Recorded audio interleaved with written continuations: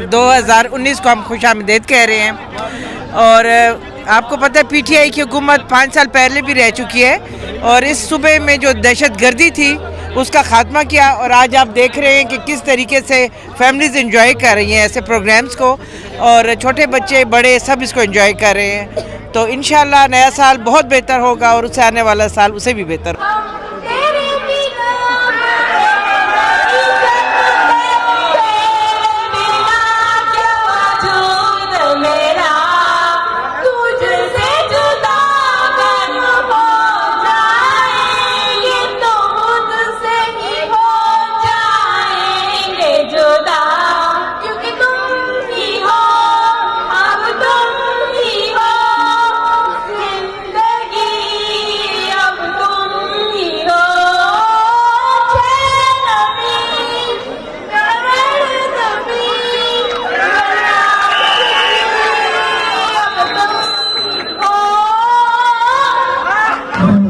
Dia Presiden Khawade